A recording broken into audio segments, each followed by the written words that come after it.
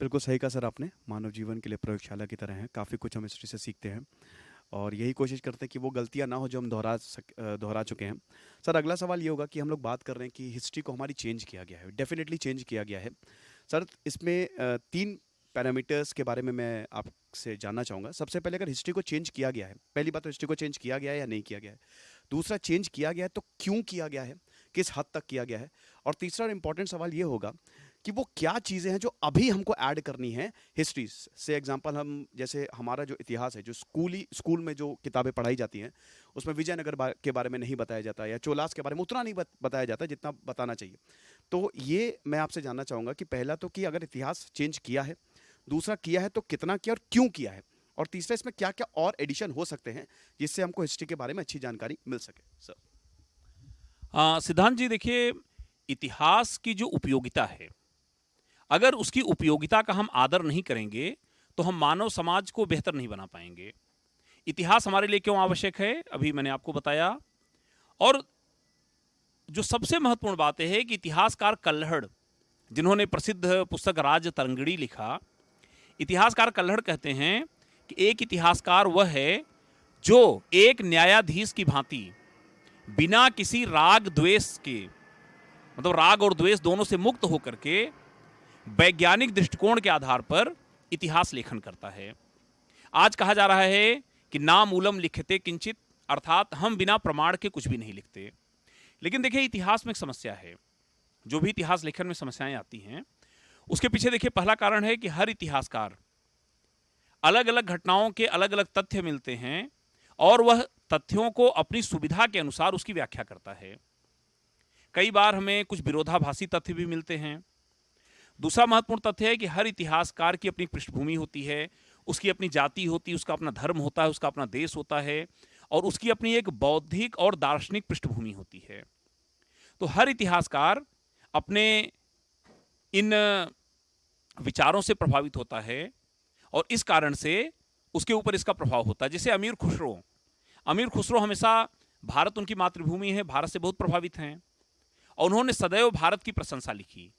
उन्होंने लिखा कि अगर धरती पर कहीं स्वर्ग है तो यही है, यही है, यही है। दूसरा, बाबर ने जो तुज़क ए बाबरी या बाबरनामा पुस्तक लिखी, अपनी आत्मकथा लिखा, तो उसमें बाबर बार बार भारत के बारे में बहुत ही नकारात्मक चीज़ें लिखते हैं क्योंकि उनकी तुलना अपनी मातृभूमि से थी और अपनी मातृभूमि की अपेक्षा वो यहाँ की जलवायु, यहाँ का रहन सहन, खान पान, उन चीज़ों को बेहतर नहीं पाते हैं। तो इसलिए देखिए, इतिहास लेखन में यह समस्या शुरू से बनी हुई है कि जो इतिहासकार इतिहास लिखता है उसके पीछे उसकी अपनी पृष्ठभूमि महत्वपूर्ण होती है और कई बार हमें तथ्य भी विरोधाभासी मिलते हैं। इस कारण से सदैव इतिहास लेखन में इस प्रकार की समस्याएं बनी रहती हैं। लेकिन अभी हाल ही में जो हमारी शिक्षा नीति घोषित हुई और हमारा जो इतिहास बोध है, हमारी जो राष्ट्रीय अस्मिता है और हमारे जीवन में जो इस इतिहास की वास्तविक आवश्यकता है, उसके अनुसार जो अभी नया इतिहास लेखन किया जा रहा है, उसका उद्देश्य यह है कि हम अपने नई पीढ़ियों को, हम अपनी वर्तमान पीढ़ियों को वह वास्तविक इतिहास बता सकें जिसके आधार पर वे अपने अतीत पर गर्व कर सकें, अपने वर्तमान को बेहतर बना सकें और अपने भविष्य में एक ऐसे सामाजिक, आर्थिक, राजनीतिक व्यवस्था का निर्माण कर सकें जिसमें वे अपने आप को बेहतर स्थिति में पाएं। बड़ा महत्वपूर्ण देखिए इसमें पक्ष है कि किस प्रकार भारत में मध्यकाल में इतिहास लिखा गया जो पूरी तरह से धार्मिक पूर्वाग्रहों से प्रेरित था।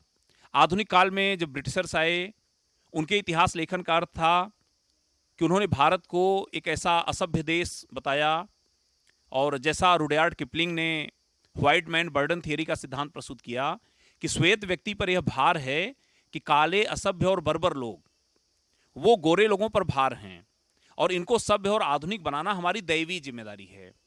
यानी कैसे वो अपने उपनिवेशवाद के सिद्धांत को वैधानिक रूप दे सकते हैं, कैसे लॉर्ड मैकाले ने 2 फरवरी 1835 को जो नई शिक्षा नीति घोषित किया कि कैसे हम भारतीयों को मानसिक रूप से गुलाम बनाए रख सकते हैं। और उसके लिए सबसे ज़्यादा जरूरी था कि हम इनके इतिहास को इस प्रकार से प्रस्तुत करें कि इनका इतिहास एक स्वर्णिम इतिहास नहीं है, बल्कि एक असभ्य, बर्बर और ऐसी जातियों का इतिहास है जो सदैव एक दूसरे से संघर्ष करती रहीं।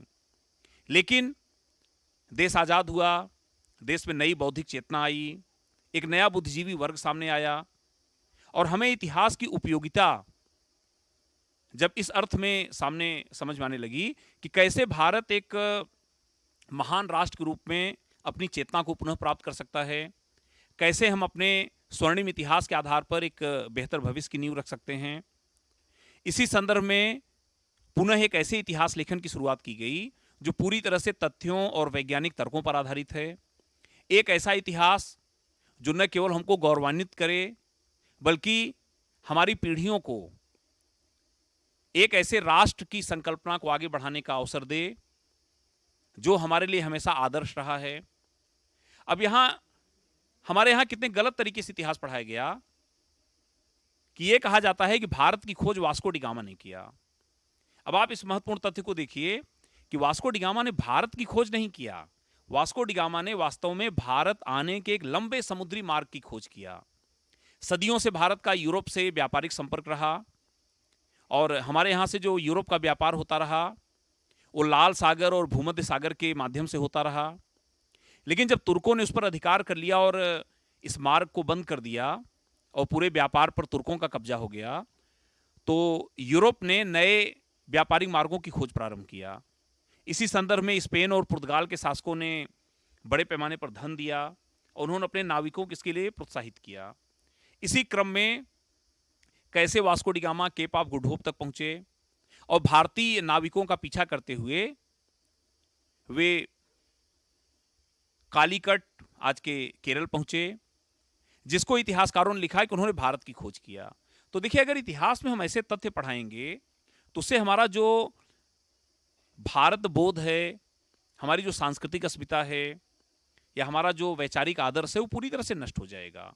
और इससे संदेश ये जाएगा कि भारत एक ऐसा देश है जिसकी खोज ही दूसरे लोगों ने किया और उसको दुनिया के सामने ले आए। दूसरा महत्वपूर्ण पक्ष हम इतिहास में पढ़ते हैं कि 1881 में लॉर्ड रिपन ने भारत में स्थानीय स्वशासन की शुरुआत की। आप चोल काल का इतिहास देखें, उत्तर मेरूर अभिलेख हमें बताता है कि किस प्रकार से चोलों के शासनकाल में एक उन्नत ऐसी स्वशासन की संकल्पना थी जहां पर वास्तव में आज जो लोकतंत्र का आदर्श है कि किस प्रकार जमीनी स्तर पर लोकतंत्र मजबूत हो सकता है। इसके पहले अगर हम बौद्ध धर्म ग्रंथ देखें तो कैसे जो बौद्ध मठ हैं उसमें किस प्रकार से जो भी धार्मिक प्रक्रियाएं होती थी उसके लिए कोरम निर्धारित था, उसके लिए मतदान की व्यवस्था होती थी। हम पूरा वैदिक काल का इतिहास देखें जहां सभा समिति विदथ जैसी संस्थाएं थीं और वहां कोई भी निर्णय सभी लोगों की सहमति से लिया जाता था और राजा का चुनाव भी सभा समिति करती थी। तो इसका अर्थ यह है कि भारत बोध को कैसे समाप्त किया गया। ये सब छोटे छोटे उदाहरण हैं। हमारे यहाँ कहा गया कि हमने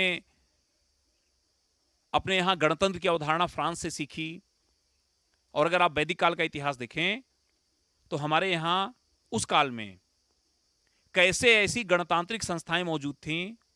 बाद में 16 महाजनपद और 10 गणराज्यों की अवधारणा सामने आई जहां पर किस प्रकार सब लोग मिल करके और गणराज्य के निर्णय ले रहे हैं। तो ऐसी हमारे यहाँ जो लोकतांत्रिक संस्कृति थी उसको किस प्रकार से नष्ट किया गया, हमारे इतिहास बोध को नष्ट करके, और किस प्रकार से यह संदेश दिया गया कि भारतीयों में न तो इतिहास की चेतना थी और न ही सामाजिक सांस्कृतिक वैज्ञानिक दृष्टिकोण से वो कभी आगे थे। तो इस प्रकार से जो षड्यंत्र रचा गया अपने औपनिवेशिक शासन को वैधता देने के लिए, और उसी संदर्भ में अंग्रेज इतिहासकारों ने भारत का इतिहास लिखा।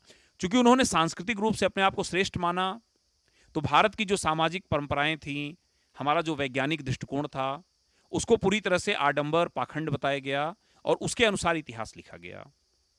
तो इस प्रकार से कैसे हमारे इतिहास में समस्याएं आईं और आज किस प्रकार से पुनः एक नए वैज्ञानिक दृष्टिकोण के साथ, और इतिहासकार कल्हड़ का जैसा मानना था कि एक न्यायाधीश की भांति राग और द्वेष से मुक्त होकर के एक ऐसा इतिहास लिखना जो लोगों को वास्तविकता का बोध कराए, आपको ऐसी संस्कृति, ऐसी विचारधारा, ऐसे दृष्टिकोण से अवगत कराए जो कि आपके भविष्य के निर्माण में सहायक हो।